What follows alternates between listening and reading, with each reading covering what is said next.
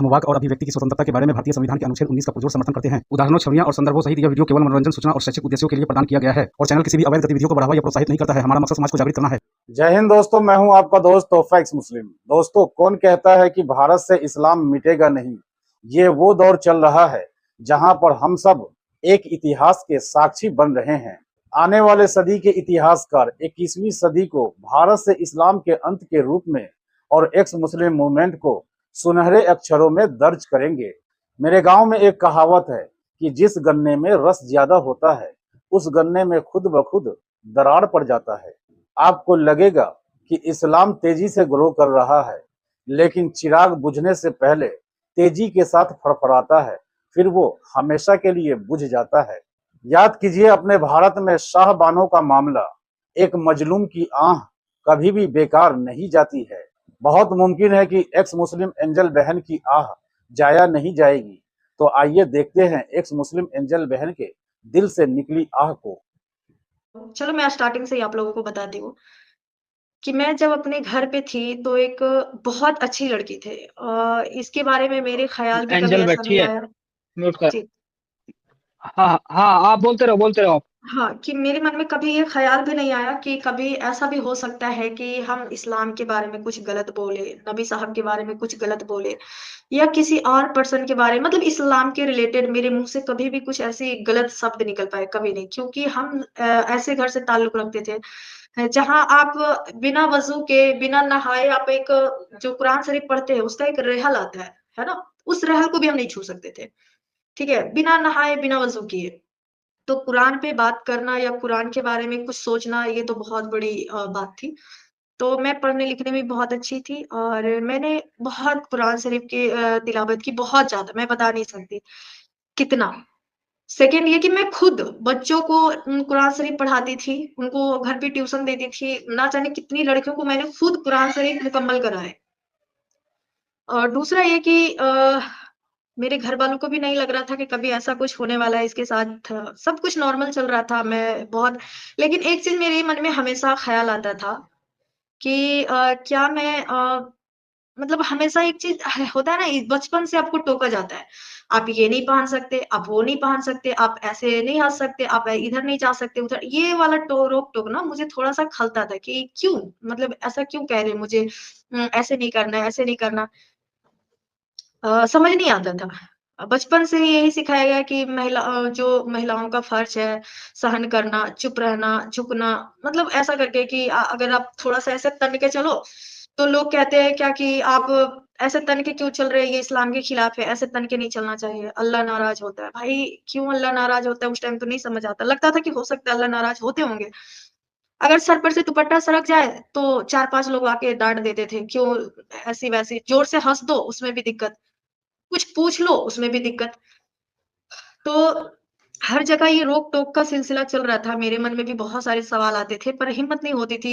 हिम्मत क्या, एहसान भाई मैं आपसे एक बात पूछना चाहती हूँ, क्या कभी भी इस्लाम में रह के ऐसे ख़्याल आते हैं कि मैं इसके ऊपर सोच सकूँ या इसके ऊपर एक भी बात को रख सकूँ कि ऐसा क्यों है? या कुरान ऐसा क्यों कह रहा है या अल्लाह क्यों ऐसा कह रहे हैं? कभी आता है बिल्कुल मन में हम बिल्कुल लोगों का, है ना? नहीं आता। एज ए मुसलमान, एज ए ईमान वाला बिल्कुल भी ख्याल नहीं आता। और ये तो अल्लाह खुद भी कहता है कि मेरा ये हुक्म है कि आप उस पर सवाल कर ही नहीं सकते, आपको मानना है बस। जी। बिल्कुल, तो यही सब चीज़ थी, तो मैं भी कभी इन चीज़ों में मतलब नहीं सवाल की, लेकिन मन में एक पीस रहता था। और जैसा कि आप लोगों को पता है कि मेरे घर पे कुर्बानी होता, जब भी कुर्बानियाँ होती थी, तो मुझे ना बहुत अजीब लगता था। मैं अपने घर पे नहीं रहती थी उस टाइम, मैं पड़ोस के घर में चली जाती थी। क्योंकि मैं आज तक अपनी आँखों के सामने या अपनी वजह से आज तक कोई जीव का हत्या होते हुए नहीं देखी। मेरी वजह से, पर्सनली मेरी, मतलब मेरे हस्बैंड के लिए कोई कुछ किया वो अलग मैटर, मेरे माँ-बाप ने खाए वो अलग है। मतलब मैं अपने बारे में बात कर रही हूँ, है ना? कि मैंने आज तक अपने लिए किसी जीव की हत्या नहीं की। कभी टच नहीं किया इन सब चीज़ों को। पता नहीं क्यों? ये ऊपर वाला का गिफ्ट, गॉड गिफ्ट था, क्या था मुझे नहीं पता, पर मैंने कभी भी नॉन-वेज को टच भी नहीं किया लाइफ़ में, बचपन से आज तक। तो ये सारी चीज़ें चल रही थी लाइफ़ में, सब नॉर्मल था, लेकिन फिर हुआ यह मुझे कि मुझे किसी से प्यार हुआ। मैं शादी कर ली और लव मैरिज। इस्लाम में तो वो हराम था, प्यार करना ही गलत है। लेकिन फिर भी क्या करें, हो जाता है ना? बचपना था, हो गया और मैंने सारे लोगों के खिलाफ जाकर, है ना? मैंने शादी कर ली। ठीक है? ये नहीं कि नॉन मोमिन नहीं था, वो भी मोमिन बंदा ही था। ऐसा नहीं कि मैं नॉन मोमिन से जाके निकाह की, नॉन मोमिन थे। मैंने उनसे निकाह किया और हुआ यूँ कि एक दिन अचानक से मैं मतलब वो दूर-दूर रहने लगा। स्टार्टिंग में कुछ टाइम तो नॉर्मल था, सब कुछ अच्छा लग रहा था कि चलो ठीक है, सारा कुछ चल रहा है। लेकिन हुआ अचानक से ये कि एक दिन अ, उनका फ़ोन आना बंद हो गया और वो मतलब मिलना-जुलना हर चीज़ मतलब एक अलग-सा हो गया, है ना? फिर मेरे मन में ये बेचैनी होने लगा, क्यों वो दूर रहने लगे इस तरीके से। तो मुझे पता चला कि उस टाइम मैं प्रेग्नेंट थी। उस टाइम मैं प्रेग्नेंट थी और मुझे पता चला कि किसी के थ्रू, उनके थ्रू भी नहीं, किसी के थ्रू कि वो ऑलरेडी शादीशुदा था। उसके 2 बच्चे थे, सोचो। और ये मुझे कभी नहीं पता चला। ये सुनकर तो मतलब ऐसा लगा कि जैसे मतलब खत्म, हो गया। उम, बहुत बहुत ज़्यादा मुझे दुःख हुआ। मैं उस दिन मुझे लगा कि मैं टूट गई हूँ, मैं बिखर चुकी थी अपनी, मेरा सब खत्म। आप सोचो कि जिस इंसान के लिए आपने पूरी दुनिया से बगावत की है ना? और उसके साथ हो लिया और वो इंसान ही आपको छोड़ दे, फिर आप कहाँ जाओगे? सोचो। सेम कहानी मेरे साथ भी हुई। मैं उसके लिए पूरी दुनिया से लड़ाई झगड़ा किए और वो मुझे ही छोड़ दिया। लेकिन फिर यूँ हुआ कि मैंने उनसे बहुत कॉन्टैक्ट करने की कोशिश की, फिर कॉन्टैक्ट हुआ और मैंने उनसे सारी बात बताई। उसने मेरे पास एक शर्त रखा। पहले तो उसने कहा अबॉर्शन कराओ। मैं बोली ये सब नहीं मैं करने वाली। तो बोला उसने मैं तलाक दे दूँगा, अगर तुमने वो अबॉर्शन नहीं कराया। मैं बोली मैं ये नहीं करा सकती क्योंकि उस टाइम भी मैं मोमिन थी। मैं बोली ये बहुत बड़ा गुनाह है, मैं ये नहीं करने वाली। फिर उसने बोला मैं ना कर के भी मैं सोची चलो ठीक है देख लेते हैं। सभी लोगों का राय था कि नॉर्मल हो जाता है, बच्चे-वच्चे होते हैं सब नॉर्मल हो जाता है। मैं भी मान गई। फिर हुआ यूँ कि अचानक से एक दिन मतलब सॉरी मतलब मेरी बेटी हुई और मैं उनको ये खबर दी कि बेटी हुई। उसने बोला बेटी क्यों हुई है? इसका मुझे ज़रा भी नॉलेज नहीं, क्यों हुई का क्या रीज़न है? मतलब क्यों? क्या किसी के हाथ में ये होता है? तो उसने बोला मैं आज के बाद से तुम्हारा मेरा कोई ताल्लुक नहीं है, खत्म। जी, जी, जी, बस जी। हाँ, इतना ही बोला। अब देखिए वो ना तो मुझे ये बोला कि मैं तुमको तलाक दे रहा हूँ, है ना? ना ही उसने ये बोला कि तुमसे दूरियाँ इख्तियार कर रहे, कुछ नहीं। बस इतना ही बोला और सारा कुछ जो है ना सिमट सा गया, एक जगह ठहर सा गया, रुक सा गया। जब एक घर पे कहीं भी बच्चे आते हैं तो घर पे एक अलग खुशी होता है, पर मेरा सब समाप्त, ज़ीरो। मैं उनसे बहुत रिक्वेस्ट की कि आप ऐसा मत करो, साथ में रहते हैं, कोई दिक्कत नहीं, आगे जो होगा मैनेज करेंगे। मैं खुद काम-वाम कर लूँगी क्योंकि मैं पढ़ी-लिखी थी, अच्छी पढ़ी-लिखी हूँ, ठीक है? ऐसे नहीं कि मैं चाह लूँ भाई, मैं ग्रेजुएशन कंप्लीट कर चुकी हूँ, ठीक है? और भी डिग्रियाँ हैं, मैं बताना नहीं चाहती हूँ, लेकिन ठीक है, मैं सारा कंप्लीट करके इसमें क्या बोलते हैं, उर्दू में भी मैंने एक आता है मौलवी का डिग्री आता है, जैसे इंटर मैट्रिक होता है इस टाइप से, मैं वो भी सब भी कर रखी थी। उस्तानिया, फुरकानिया ये सब बहुत बार दे चुके थे, दूसरों के बदले भी जाके दे देते थे। एहसान भाई पता है ना ये उस्तानिया, फुरकानिया का एग्ज़ाम होता है? जी, जी, जी, जी, जी। हाँ। हाँ, तो वो सब भी मैंने क्लियर कर रखा था भाई, इससे आगे भी मैंने मौलवियत की भी दे रखी थी। लेकिन इन सब का कोई असर नहीं, मैं उनसे बोली कि मैं सारा कुछ मैनेज कर लूँगी, आप एक बार मेरे साथ रहो, ठीक है? उन्होंने इनकार कर दिया। फिर मैं अब सोचो एक बच्चे को लेकर लाइफ में सफ़र करना कितना डिफ़िकल्ट होता है गाइस, बहुत ज़्यादा डिफ़िकल्ट बिल्कुल, होता है। बिल्कुल, बिल्कुल। और तब ये ज़्यादा डिफ़िकल्ट हो जाता है जब आपका हस्बैंड आपके साथ ना हो या आपकी फैमिली आपके साथ ना हो। मैं तो पहले से ही अपने फैमिली से उनको उनको नाराज़ करके ये निकाह किए थे और जब निकाह हुआ तो वो भी बेगाना। अब जाएँ तो हम जाएँ किधर? फिर लोगों को लगा कि चलो मेरे फैमिली जो है मेरे ऊपर गलत तरीके से बात करना स्टार्ट किए। सॉरी मैं बीच में एक चीज़ बोलना भूल गई। जब मैं उनसे ये कहानी हुआ तो मैं जब उनसे पूछी, जैसे ही मेरी कॉन्टैक्ट हुई बेबी होने के बाद मैं उनसे बात की। उनसे पूछा कि आपने ये बात मुझे पहले क्यों नहीं बताया कि आपकी पहले से शादीशुदा हो, आपके बच्चे-वच्चे हैं। उन्होंने बोला कि मेरा हक है ये। मैं 1-2 नहीं मैं 4 कर सकता हूँ अभी। वो सही कह रहा है, इस्लाम के हिसाब से सही कह रहा है वो। और ये बात मुझे उस टाइम बिल्कुल भी नहीं पता। मुझे ये पता था कि हाँ, शादियाँ करते हैं मतलब लोग करते हाँ, हैं। क्योंकि बचपन से मुझे लगता था कि ये लोगों का इच्छा होता है कि हम 2 करें, 3 करें, 4 करें, ये खुद का उसका डिसीजन होता है, ना कि अल्लाह का या कुरान या हदीसों में ये सारी बातें लिखी हुई है। जी, जी, मैं जी। जब उनसे पूछी उसने ये बोला, मैं तो एकदम शॉक, मैं बोली ऐसा क्यों? तो उसने बोला कि अल्लाह ने मुझे इजाज़त दिया है। ये ये जो अल्लाह ने मुझे इजाज़त दिया 4 शादियाँ करने का, ये पॉइंट था मेरे दिमाग को घाटे देने वाला, कि ये कैसा अल्लाह है भाई कि एक बीवी नाराज़ है ना? उसको खाने को के लिए वो तरस रही है और ये जो है मतलब कह रहा है कि अल्लाह इसको इजाज़त दे रहा है, ये कैसा अल्लाह है? हाँ, ये क्या कानून नियम है?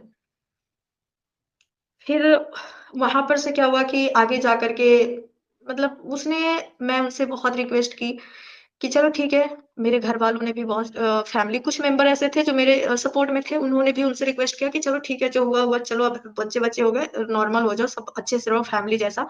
उन्होंने इनकार कर दिया, लेकिन तलाक नहीं दिया। देख रहे अब वो तलाक नहीं दे रहा मुझे बस दूरियाँ बना रहा है।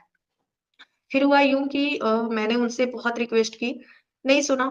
मैं अल्लाह से रात-दिन रो-रो कर दुआएँ माँगी, रात-दिन क्योंकि मेरी माँ कहती थी कि अल्लाह पे भरोसा रखो, अल्लाह सब्र का फल देता है, अल्लाह बहुत अल्लाह गैब की इल्म रखता है। अगर तुमने यहाँ पे उससे डिवोर्स नहीं लिया, तो वो जाके तुम उसकी जन्नत में उसके गिरेबान पकड़ लोगी। मतलब वगैरह-वगैरह मुझे ये जब ये बात बोल रही थी मुझे बहुत गुस्सा आता था। कि यार यहाँ हम प्रॉब्लम में है, वहाँ जाके हम उसकी गिरबान पकड़ को क्या करेंगे? मुझे यहाँ खाने के लिए चाहिए, मुझे यहाँ बच्चे के लिए दूध चाहिए, यहाँ उसके लिए दवाइयाँ चाहिए, मैं वहाँ जाके पकड़ के क्या करूँगी? तो मुझे ये भी बहुत गुस्सा आता सही था बात उस है। टाइम, है ना?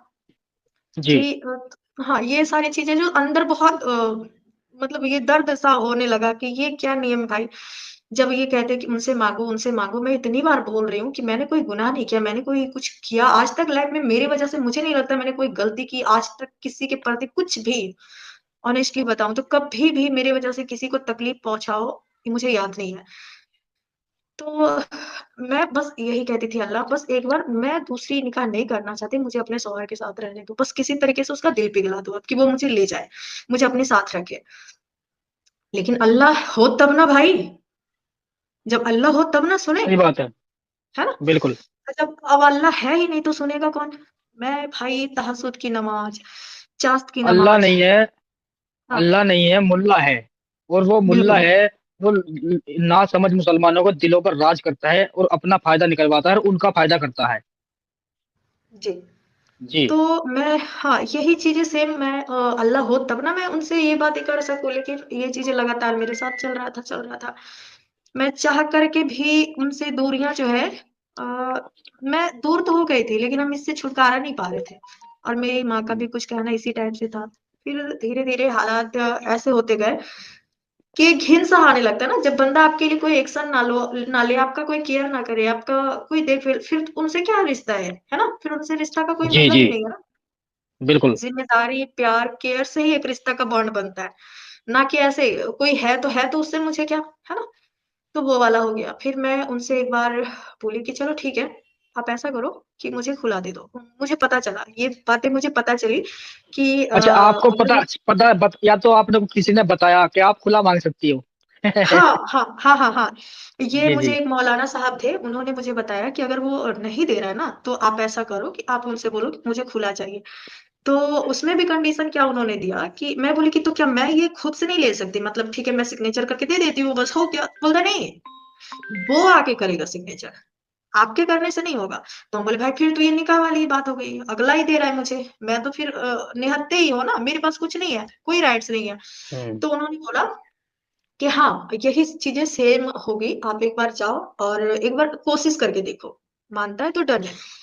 फिर मैं उनसे बहुत रिक्वेस्ट की, उन्होंने नहीं माँगा, पता है क्यों? क्योंकि उनको लग रहा था कि मैं मेंटेनेंस चार्जेस माँगूँगी, बच्चों के भरण-पोषण के लिए या केस वेस फाइल करूँगी, वो नहीं मान रहा था मेरी बात को। मैं उनसे यही बोली लास्ट में कि मुझे ना तो तुम्हारा मेहर चाहिए, ना ही मुझे कोई मेंटेनेंस चार्जेस चाहिए, ना ही मुझे अपने बच्चे के लिए कुछ और चाहिए तुमसे, बस मुझे आज़ाद कर दो।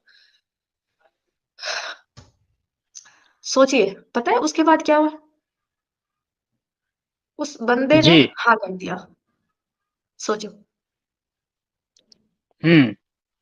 उस बंदे ने इस कंडीशन में हाँ कह दिया कि ठीक है, अब मैं ये कर सकता हूँ। तो मुझे जब मैं वहाँ गई, तो भी लोग का यही था वहाँ पे, मौलवी मौलाना उनसे पैसा नहीं लिए, पता है?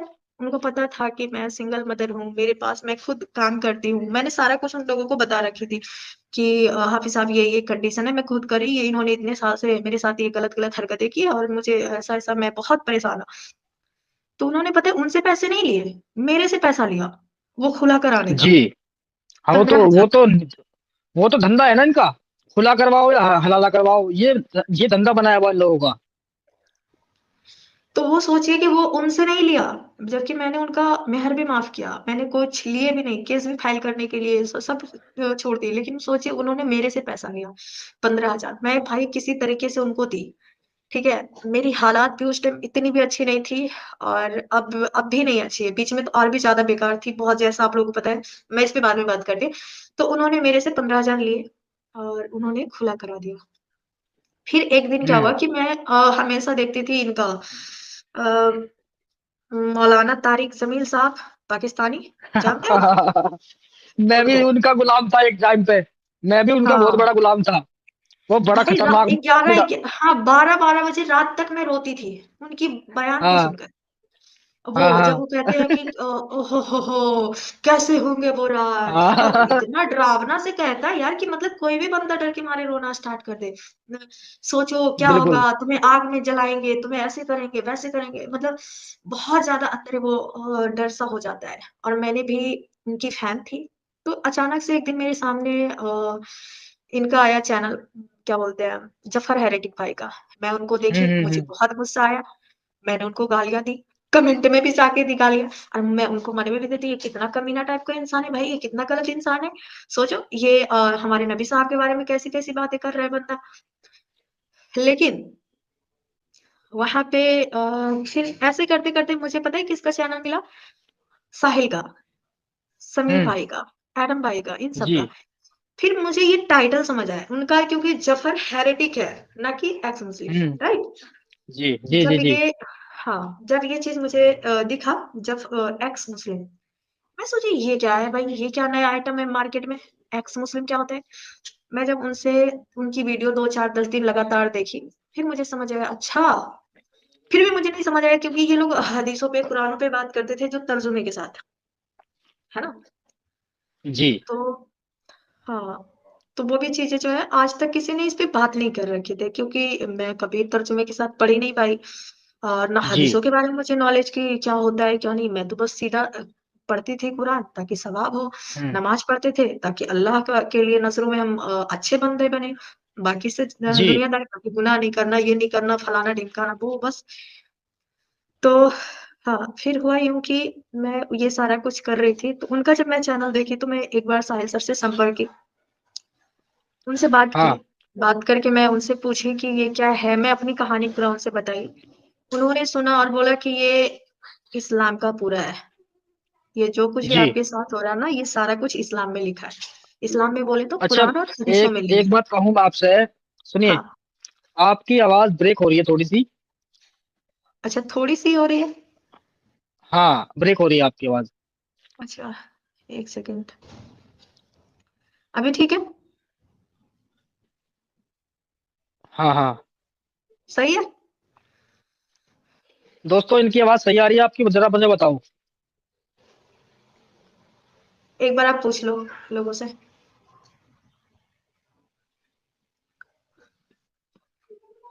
बोलिए, बोलिए, आप बोलिए। हाँ, आवाज़ क्लियर है मेरी? Super, super sound. आपकी आवाज़ सही आ रही है, उनको शायद मेरी तरफ से गड़बड़ हो रही है, आप बोलते रहो। Okay done. तो यही चीज़ें थी, फिर मैं उनसे जब पूछी तो मुझे पता चला कि ये सारा कुछ जो है कुरान में है, हदीसों में लिखा हुआ है। तो मुझे अब ना इस पे मुझे लगा कि ये ऐसा कैसे हो सकता है? और जब इन्होंने बताया कि मैं मुस्लिम धर्म, मैं मुझे लगता है कि मैं एक मुस्लिम हूँ। मैं हिंदू, मतलब पूजा स्टार्ट कैसे कर सकते हैं? जैसे कि एक होता है ना कि अगर आप हिंदू हो तो सॉरी, अगर आप मुस्लिम हो तो या हिंदू बनोगे या क्रिश्चियन बनोगे या सिख बनोगे, ऐसा थॉट रहता है ना? हम लोगों का थिंकिंग ऐसा ही जाता है सीधा फोकस। तो मेरा भी सेम थॉट था माइंड में कि ऐसा ही होता होगा कि अगर हम मुस्लिम हैं, इस्लाम को छोड़े तो हिंदू बनेंगे या क्रिश्चियन या जो सिख जो भी है। पर इन्होंने मुझे बताया कि नहीं, आप इस्लाम को छोड़कर आप फ्री रह सकते हो। मैं बोली हाँ, ये कैसे पॉसिबल है? मतलब इस्लाम को छोड़ सकते हैं हम? बोला हाँ, छोड़ सकती हो। फिर ये मेरे लिए भाई एक मतलब क्या बताऊँ, जैसे एक कैदी जेल से जिस दिन रिहा होता है उसको कैसा फ़ील होता है ना? सेम फीलिंग्स मेरी भी थी। सिर्फ़ ये वर्ड सुनकर कि मैं जी इसको छोड़ सकती हूँ। जी हाँ, क्योंकि जी। सही पूछ रहे हैं एहसान भाई, तो मुझे अब इसमें घुटन सी हो रही थी। क्यों हो रही हाँ थी? क्योंकि हाँ, क्यों हो रही थी भाई घुटन? क्योंकि जब मैं फैमिली मेंबर के पास रह रही थी ना, तो कुछ फैमिली मेंबर्स मेरे ऐसे थे, मैं पहले भी ये बातें बताई पर मैं पहले भी ये सारी कुछ बता चुकी, लेकिन फिर मैं एक बार बताना चाहती हूँ। मुझे पता है कि ये इन बातों से मेरी भी बदनामी होती, लेकिन जो सच है, वो सच है ना? इसमें कोई दो राय नहीं। देखो, कुरान से बड़ी मुसलमान के लिए कुरान से बड़ी क्या बदनामी होगी जो उसकी सच्चाई आज सामने आ रही है। तो मैंने बिल्कुल। अभी एक वीडियो डाली थी सुबह, वो मैंने ये बोला था उसमें कि जो लड़कियां नादानी में किसी के प्यार मोहब्बत के जाल में या लव जिहाद के चक्कर में आके वो घर से निकल जाती है माँ बाप की इज्जत को पामाल करके, और अगर अब वो इंसाफ चाहती हैं और वो फंस चुकी हैं, तो उससे बड़ी बेइज्जती वो उससे बड़ी बेइज्जती तुम्हारी हो ही नहीं सकती, क्योंकि अब तुम्हें इंसाफ के लिए आवाज उठानी होगी। तब तुमने नहीं सोचा कि जब तुमने ये फैसले लिए कि माँ बाप की इज्जत कुछ नहीं है, ये नहीं है, वो नहीं है, तो अब किस चीज का डर है तुम्हें कि या वो बदनामी बड़ी थी या ये बदनामी अच्छी रहेगी कि तुम्हें उसका इंसाफ मिलेगा। ये मैंने बोला था, और अब मैं बोल रहा हूँ कि कुरान से बड़ी बदनामी मुसलमानों के लिए हो ही नहीं सकती। तो अब आप बताओ खुलकर, कोई दिक्कत नहीं है। जी हाँ, तो हुआ ये भाई कि जैसा कि कुरान में लिखा है कि आपके लिए आपकी फूफो की बेटी, चाचा की बेटी, मामा की बेटी, खाला की बेटी, बुआ की बेटी सब जायज़ है ना? सबसे आप जी निकाह कर जी जी। सकते हो। तो मेरे साथ भी इस तरीके की हरकत होना स्टार्ट हुआ जब मैं अलग हुई, है ना? मैं जब सेपरेट हुई, तो मेरे साथ ये स्टार्ट हुआ। कुछ फैमिली मेंबर्स मुझे यूज़ करना चाह रहे थे, मेरे साथ गलत व्यवहार करना स्टार्ट किए, गलत कमेंट पास करते थे, गलत ऑफ़र देते थे। वो जिनको मैं ज़िंदगी मतलब बचपन से आज तक भैया बोलते आई, जिनको मैं बचपन से आज तक भाई बोल मानते हैं, वो बंदा जी इस टाइप से ऑफ़र दे रहा है कि मैं मतलब हिल जा रही भाई, मतलब 2-2 दिन तक मैं सदमे में। कि ये क्या हाँ। बोल रहे हैं? ये मतलब सोचना भी घिन-सा आता है मन में एकदम। तो मुझे ना लग रहा था कि मैं मतलब खत्म कर दूँ इसे, ये ऐसा फ़ील हो रहा था। हम्म। ठीक है ना? जी लेकिन हाँ, लेकिन ये सारी चीज़ें से मुझे बहुत ज़्यादा घुटन-सी हो रही थी। मैं बहुत स्ट्रगल की उस टाइम पे। मैं पूरा कहानी दोबारा रिपीट नहीं करना चाहती हूँ, क्योंकि हाँ मेरी हाँ। कहानी उन क्या बोलते हैं, ईमान यूनियन साइड वाले लोगों के पास एलिना-वेलिना सबने मेरी स्टोरी को लगा रखा है। लोगों लगाते ही रहती है, ठीक है? जी तो तो मेरे साथ बहुत ज़्यादा गलत हुआ था। मतलब गलत मतलब लोगों के प्रति नहीं, मतलब लोगों का नज़रिया, मेरा एक्सपीरियंस बहुत गलत रहा, ठीक है? इन हम्म। सब चीज़ों में।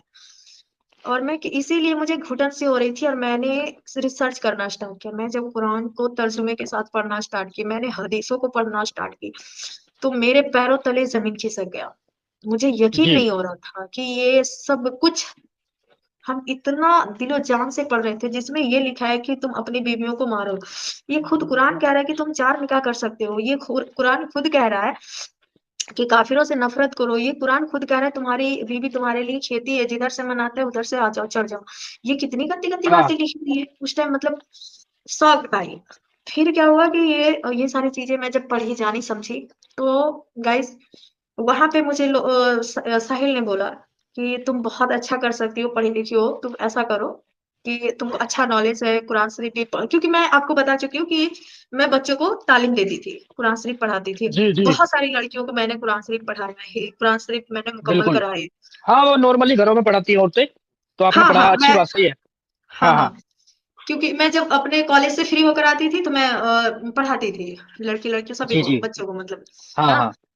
तो वही चीज़ मैं भी कर रही थी, लेकिन हुआ ये कि साहिल ने जब मुझे बोला कि आप ये कर सकते हो, तो मुझे थोड़ा-सा ये लगा कि मैं नहीं कर सकती। तो इसी तरीके से जो मेरा चैनल का स्टार्ट करने का है, कि उन्होंने ही कराया मेरे चैनल को स्टार्ट, और मैं ये 4 साल से लगातार काम कर रही हूँ, ठीक है? बीच में जी मेरे साथ हाँ, एक दुर्घटना हुआ, जिसकी वजह से मैं 1 डेढ़ साल तक लाइन नहीं आ पाई। वो दुर्घटना इस लेवल की थी कि मैं बयाँ नहीं कर सकती हूँ। मतलब ऐसे बोलो तो एक राजा से रंक खोना, वो वाली स्थिति थी। हम्म। हाँ, मेरे पास इस सिचुएशन में था कि मेरे पास ₹1 तो छोड़ दो, मेरे पैर में चप्पल त तक नहीं थे। मैं बिल्कुल। इस स्थिति में पहुँच गई थी। ये डेढ़ साल में जो गैपिंग की वजह यही थी।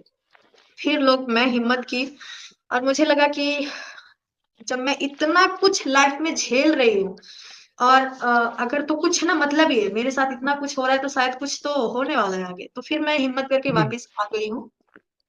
हाँ, तो मेरी कहानी ये अपनी खुद की जर्नी थी। दोस्तों, हमारी एक्स मुस्लिम बहन एंजल के दिल से निकली ये आह आपको कैसी लगी, कमेंट में बताइएगा जरूर। और एक्स मुस्लिम एक्टिविज्म के लिए हमारा समर्पण आकर्षक है, तो ज्वाइन बटन दबाकर हमारे चैनल का मेंबरशिप ले लीजिए, हमें और ज्यादा सपोर्ट मिलेगा। और चैनल को सब्सक्राइब किए बिना ना छोड़िए, साथ में वीडियो को लाइक, शेयर और कमेंट भी किया करें, ताकि आपके लिए अच्छी अच्छी डिबेट हमेशा लाता रहूं। तो फ्रेंड्स, आज की डिबेट को यहीं पर एंड करते हैं। फिर से हाजिर होऊंगा आपके बीच एक और नई डिबेट लेकर। अपना और अपनों का ढेर सारा ख्याल रखिए। इंसानियत जिंदाबाद। वंदे मातरम। भारत माता की जय।